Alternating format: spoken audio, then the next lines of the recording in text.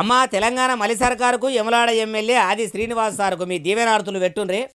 దొంగ గవర్నమెంట్, లంగ గవర్నమెంట్, ఈ గవర్నమెంట్ దొంగలవాని ఈ నాశనం అయిపోతారు. మీ పదాలు పెట్టుకోలేమా? ఈ గవర్నమెంట్ అంతా నాశనం అయిపోదు.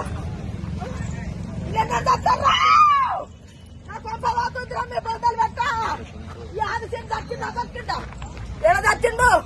దండేసి పొట్టు పెట్టి దండేసిన మీ బొద్దకు నువ్వు గెలుచుటానికి నా కొంప కూడా పడుతున్నావు. రాజన్న సిరిసిల్ల జిల్లా యమలాడ మూలవాగు మీద కాంగ్రెస్ సర్కారు బిడ్జీ కడుతున్నదట.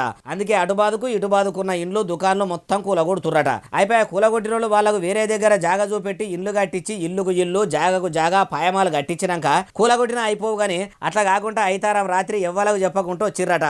నోటీసులు ఇవ్వకుండానే ఆయనతో కూలగొడుతుర్రట. అందుకే ఇట్లా సాపెనలు పెడుతుంది. మార్పు మార్పు మార్పు అంటే ఏమో అనుకున్నాం గానీ ప్రజాస్వామ్యంలో ప్రజల భూములను గుంజుకొని ఇండ్లను కూలగొట్టి షాపులు వడగొట్టేంత మార్పు వస్తుందా అనుకోలేదు. ఇప్పుడు ఆ కోల్పోయిన వాళ్ళకు నిల్వనీయడం ఎట్లా? ఇట్లా ఎమ్మెల్యే ఆది శ్రీనివాస్ సార్ కొంపను కూడా చెప్పక చేయక కూలగొడితే సప్పుడు చేయక ఊకుంటాడా? ఆయన లెక్క మేము కాదా, ఆయన ఇల్లు లెక్క మా ఇల్లు కాదా అని బాధితులు బాగానే బాధపడుతుర్రట.